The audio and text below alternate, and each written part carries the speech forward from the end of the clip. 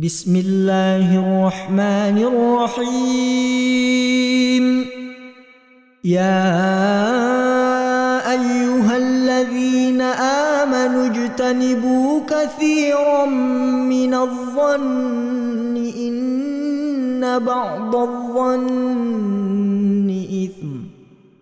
ولا تجسسوا ولا يغتب بعضكم بعضا أيحب أحدكم أن يأكل لحم أخيه ميتا فكرهتموه واتقوا الله إن الله تواب رحيم.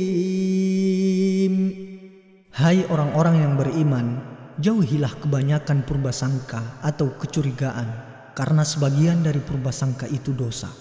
Dan janganlah mencari-cari keburukan orang, dan janganlah menggunjingkan satu sama lain. Adakah seorang di antara kamu yang suka memakan daging saudaranya yang sudah mati? Maka tentulah kamu merasa jijik kepadanya. Dan bertakwalah kamu kepada Allah. Sesungguhnya Allah Maha Penerima Taubat, lagi Maha Penyayang. Assalamualaikum warahmatullahi wabarakatuh. Manusia merupakan makhluk sosial yang tidak bisa hidup tanpa orang lain. Secara tidak langsung, bergosip atau bergunjing menjadi alternatif untuk mengenal orang di sekitarnya, atau hanya sekedar membuat obrolan untuk lebih akrab dalam pergaulan. Apa sih yang membuat manusia itu doyan berghibah? Sebenarnya yang mendasari manusia itu doyan berghibah adalah insting manusia itu sendiri yang gemar mengumpulkan informasi dan gemar bercerita. Terlebih lagi jika dalam keadaan marah pada seseorang, mengungkapkan keburukan tentang orang tersebut terkadang menjadi kepuasan tersendiri untuk memuaskan emosi yang sedang tersulut. Ghibah atau yang sering kita sebut dengan gosip tidak lagi menjadi sesuatu yang tabu di sekitar kita. Jika diibaratkan makan nasi, jadi gosip ini diibaratkan sambelnya. Makan nasi kalau nggak pakai sambel, rasanya kurang nendang. Benar nggak sih? Begitupun dalam kehidupan sosial bagi sebagian orang. Nongkrong tanpa ngegosip, rasanya ada sesuatu yang hilang. Bisa gitu ya? Gosip saat ini menjadi budaya di masyarakat. Di kantor gosip, di pasar gosip. Bahkan di pengajian pun ada yang gosip. Ustadznya lagi baik-baik ceramah. Emak-emaknya bukannya dengerin malah ngegosip. Terus yang digosipin ustadznya lagi. Ustadznya yang kurusannya. Wih, kurang makan ustadz nih nampaknya. Ustadz nih kerempeng kali loh. Kayak di sinetron lah ya. Tukang gosip itu biasa diperankan oleh ibu-ibu yang biasa berkumpul di tukang sayur. Mereka biasanya sebagai audiens dan penggemar setia gosip baru. Peran utama yang biasa menjadi pembawa gosip itu datang belakangan. Terus bilang, maaf ya Jeng, telat. Tadi lewat depan rumah Bu Siska. Di sana lagi rame loh. Kayaknya sih ada yang ribut. Dengar-dengar suaminya Bu Siska punya selingkuhan loh. Di sini mulailah bermunculan opini-opini sotoy dari audiens dan si peran utama. Ya wajarlah suaminya selingkuh. Bu Siska kan gak cantik, gak bisa masak, terus gak bisa dandan lagi. Suaminya itu loh cakep banget. Ya pantas aja suaminya cari yang lain. Ya mending cari istri baru lah. Terus bla bla bla bla bla bla bla bla. Taunya Bu Siskanya lagi nguping di samping. Terus bilang, awas kalian. Aku akan membalaskan dendamku pada kalian. Gitu gak sih? Gue pernah main sinetron soalnya, cuma gak ada yang nonton. Lalu cerita ini akan terus berkembang dan bersambung dengan gosip-gosip lainnya, gak akan pernah berhenti. Kecuali abang tukang sayurnya ngomong, ibu-ibu jadi pada belanja gak sih? Nah, baru berhenti. Orang yang berghibah akan dimintai pertanggungjawabannya oleh Allah nanti di hari kiamat. Amal baiknya akan diberikan kepada orang yang ia zalimi atau orang yang ia ghibahi. Simpel saja, ketika kita membicarakan keburukan orang lain, kira-kira dia terima apa tidak? Dan kita kembalikan ke diri kita. Ketika kita digosipkan oleh orang lain, kita terima atau tidak? Maka sesungguhnya, bagi siapa yang menyembunyikan aib seseorang, maka Allah akan menyembunyikan aibnya nanti di hari kiamat. Suatu hari Rasulullah Shallallahu Alaihi Wasallam bertanya kepada para sahabat, apakah kalian tahu siapa orang yang bangkrut?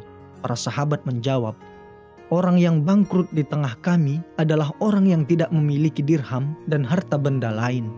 Rasulullah menjelaskan, orang bangkrut dari umatku adalah orang yang datang pada hari kiamat membawa amal sholat, amal zakat, amal puasa, namun dia pernah mencaci si ini, menuduh si ini, makan harta si ini, menumpahkan darah si ini, memukul si ini, sehingga yang ini dibayar dengan kebaikannya, dan yang ini dibayar dengan kebaikannya.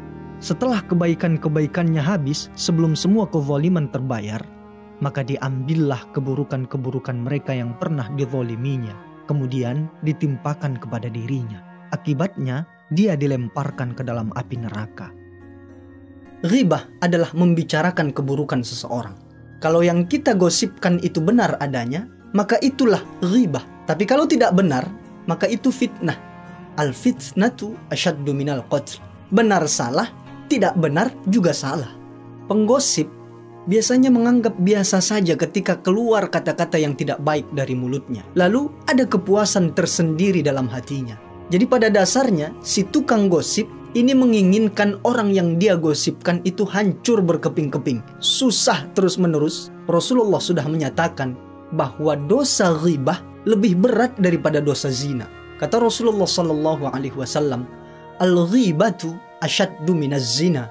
Qila wa kaif? Qala ar-rajulu yazni thumma yatub, fayatubu Allahu alaihi, wa inna sahibal ghibah la yughfaru lahu hatta yaghfira lahu sahibuhu. Ghibah itu lebih berat dari zina. Seorang sahabat bertanya, bagaimana bisa? Kemudian Rasulullah menjelaskan, seorang laki-laki yang berzina lalu bertaubat, maka Allah bisa langsung saja menerima taubatnya. Namun pelaku ghibah tidak akan diampuni sampai dia dimaafkan oleh orang yang dia ghibahi. Imam Al-Ghazali dalam kitab Bidayatul Hidayah menyampaikan bahwa dosa ghibah itu lebih berat daripada 30 kali berzina. Di era media sosial hari ini, pola-pola ghibah juga mulai berkembang menjadi ghibah virtual. Semua orang bebas berkomentar di sosial media. Namun sebaiknya, sebagai pengguna media sosial yang bijak dan cerdas, tinggalkanlah komentar yang baik, karena jejak digital itu ada. Semua orang harus menyadari bahwa apa yang ia tulis sama dengan yang ia ucapkan. Dan apa yang ia tulis, kelak di hari akhir, juga akan dimintai pertanggungjawabannya. Ngomong-ngomong soal ghibah virtual, mungkin kita sendiri juga terlibat di dalamnya, baik itu di forum WhatsApp dan juga media sosial lainnya.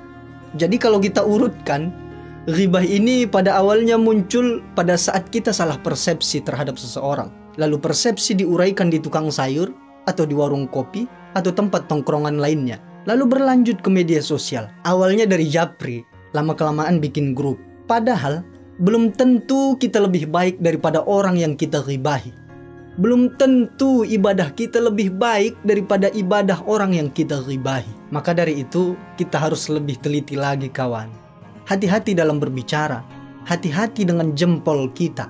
Karena jempol ini bisa lebih pedas daripada mulut kita. Karena terkadang orang lebih senang menyebar fitnah atau gosip melalui tulisan. Maka cerdas dan bijaklah bersosial media. Bicarakan hal-hal yang bermanfaat, komen yang manfaat, share yang manfaat, seperti channel ini.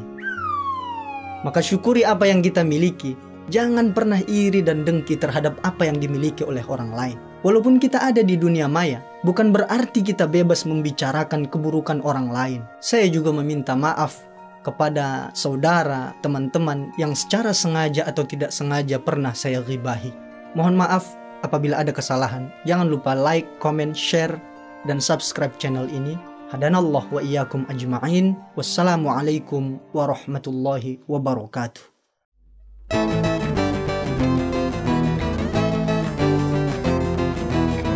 Mengapa kau suka membukakan aib sesama? Kesana kemari kau cerita keburukannya. Semut yang di seberang lautan jelas kelihatan, tapi gajah di pelupuk mata tiada kelihatan. Ah, keterlaluan. Janganlah kau sibuk mencari kelemahan orang. Periksa dirimu, masih adakah kekurangan? Semut yang di seberang lautan jelas kelihatan, tapi gajah di pelupuk mata tiada kelihatan. Ah, keterlaluan. Bila engkau tahu ruginya menggunjing orang, pasti kau tak mau untuk melakukan itu.